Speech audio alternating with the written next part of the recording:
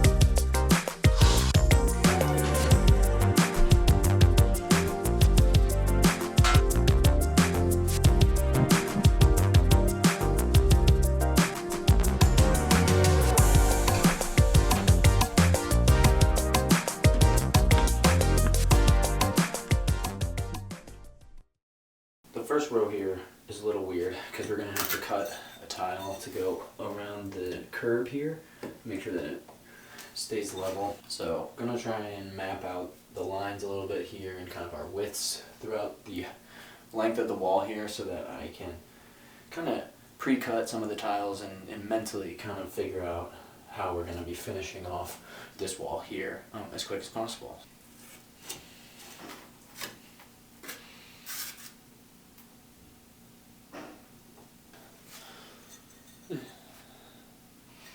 Something like that, maybe? Let's see. Cut, cut, cut. Time to cut.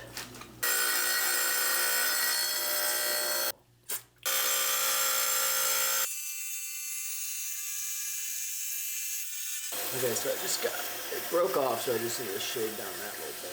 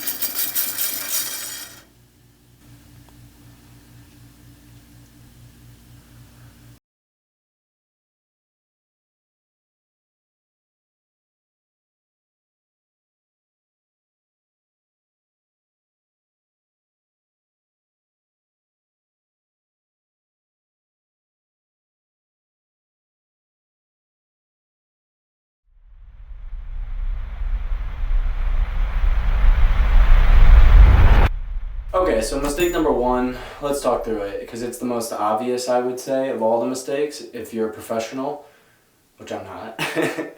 But I still think it just needs to be pointed out so that people have kind of an example of mistakes that can happen and ways to solve them. I don't know if it's the best way, but how we fixed it along the way. Right here, I don't even know if you would notice unless I pointed it out to you, but this is a double thick grout line compared to all the other ones. All the other ones are 1/8 inch grout lines, so this one would be 2/8 of an inch or 1/4 inch.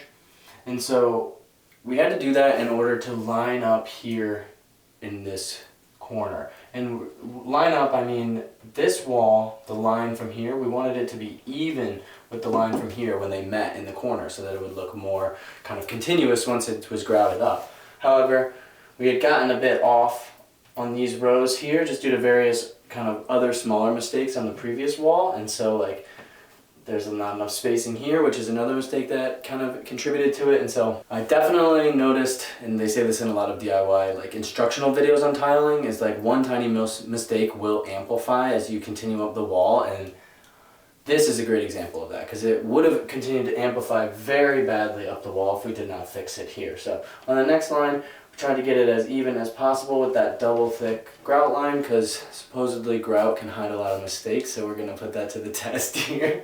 And then the next row was basically on, and then all the ones after that and subsequently up the row, we did a good job of keeping them in line so that those ones look really clean. So we'll see what that looks like when we grout it. Mistake number 2 that we kind of fudged up on a good amount on this wall would be like cutting the pieces too short. And so like leaving too much of a gap between the tile trim here and the tile itself.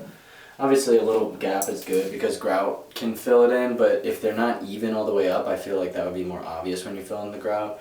Obviously all this remains to be seen once I put in the grout and see how much the mistakes are actually like covered up. I'm very interested to see how that goes. So the third kind of problem we ran into was keeping the grout lines clean. It's easier said than done, I would say. Like, obviously you're like, yeah, duh, keep the grout lines clean, but I swear to God, I've come back to this wall so many times and like peeled off peeled off mortar that had cured to it that I thought I had already wiped off or scraped off to begin with, and so it just keeps reappearing. But I don't really want to harp too much on the negatives or the mistakes or the things that we could have done better. I already talked about some tips for improving your tiling a couple videos back, and so I don't want to harp too much on that. I just want to relish a little bit in the moment of success after rebuilding everything from, you know, gutting it and tearing it all down and rebuilding it from the studs to where we are now. It's a pretty surreal feeling. It feels like a huge accomplishment. It has been pretty fun. Seeing it built like this is fun. Like that makes all the annoying parts really, really worth it because there have been tremendous amount of headaches and just problems that come out of nowhere, and like all the driving all over town to pick up materials because the store on the east side of town that you went to and that's slightly closer to your house is out of what you need, but the store on the west side of town that was technically further has what you need, but now you have to drive an hour from the east side location to the west side location just so that you can pick up a piece so that you can finish your project. It's exhausting. I'm sure anyone that's done a project understands the headache of sourcing materials, and like it's just a nightmare. So I'm glad to have most of the materials bought at this point. I'm glad to have most of the materials down. We're definitely in the final stretches of this. For you marathon runners out there, this is like, I feel like we're at mile 17, 18. We're so close to the finish line, but there's still a tremendous amount of work to be done to get it there. I really appreciate all the support this far. There's over 50 subscribers now. Likes and comments have been great. Views on the videos have been awesome. I really appreciate it. I don't even know what this channel is. It's just right now I'm just recording this bathroom renovation and just challenging myself to do something hard, and then we'll kind of see where it goes from there. If you've watched this far, you might as well subscribe because clearly something about this you enjoyed. So go ahead and subscribe. Come along for the journey and enjoy the ride. You really got nothing to lose.